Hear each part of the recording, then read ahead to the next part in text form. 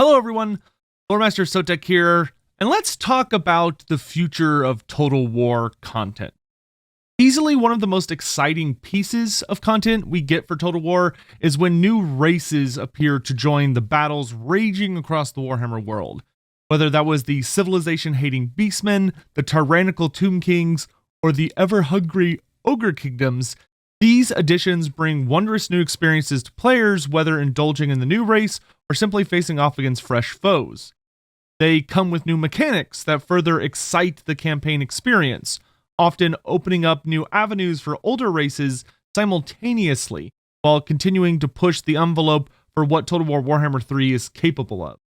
However, there is one major flaw that plagues the beloved race DLCs we all eagerly anticipate. That would be their scope. The sheer size and volume of these DLCs results in concerns such as the amount of time it takes to develop them, in addition to limiting their potential. There's no debating that they're worth the wait, but many of the desired races we would like to see in Total War just don't realistically stand a chance of being implemented in such a grandiose form. Before we get any further into this video, however, I'd like to take a quick moment to say that if you love fantasy things, why not check out our community shop and pick up some badass monster posters or sexy shirts? The Dwarf Brewing Co. is a personal favorite of mine. We even have an amazing conspiracy shirt featuring Warhammer myths such as Sigmar as a lost Primarch, Fishmen, the 40k universe existing within a glass globe created by a wizard for funsies, and more. Can you figure them all out? Anyway, back to the actual topic at hand. With the cruel Chaos Dwarfs looming over the horizon like the toxic ash spewed from their forges, the question of what races lie even further beyond is one worth considering. How many remain who are worthy of receiving such treatment? The men within the kingdoms of End? Certainly. The chaos-worshipping Blood Naga found within the hinterlands of Koresh? Definitely. Beyond that, however, things start to get hazy. What of the other nations of men to be found throughout the world? How about the hardened people of Araby, who have forged a nation upon the coasts of the Southlands despite countless horrors from the dunes and sea? What of the nomadic hobgoblin Khanate that even the hordes of chaos struggle to contend with upon the eastern steppes? The mercenary dogs of war who serve the ever-feuding merchant princes of Talea? The noble kingdoms found among the mountains of Estalia, the mysterious island nation of Nippon, the nightmarish aquatic abominations said to lurk in the ocean's depths?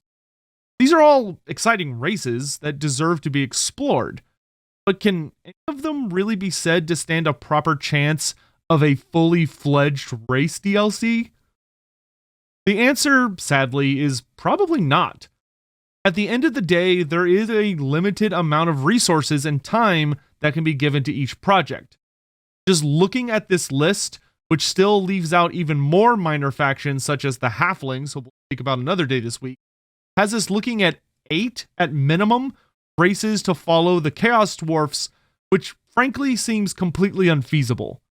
Only 2 of them I find to be realistic hopes, being that of End and Koresh.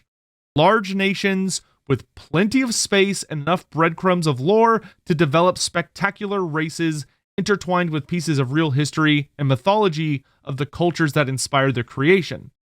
The Dogs of War are a potential cause in my mind, but the only way they'll evolve to such a hefty piece of content would be by fusing various races who are well associated with them, being Estalia, Talea, Araby, and the Border Princes, bringing their various units and themes together under one banner.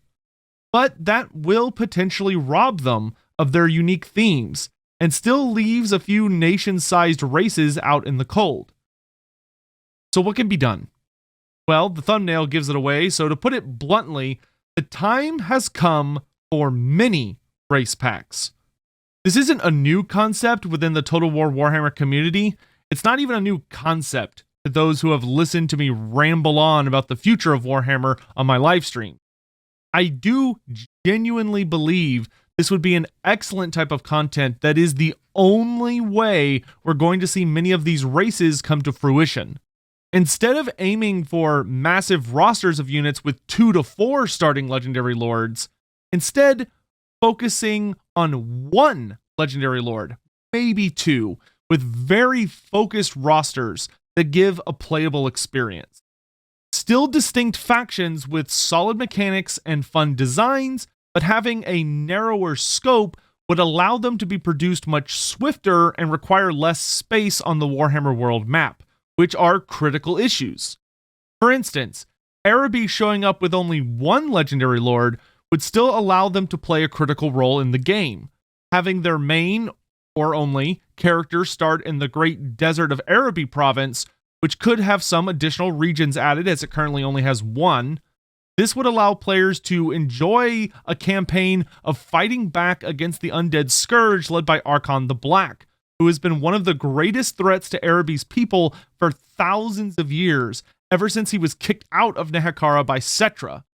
Then you could decide whether to join forces with the crusading Old Worlders from Bretonnia and the Empire to fully defeat the undead threat posed from nearly all sides, or declare total war against any who would dare claim swaths of your homeland as their own.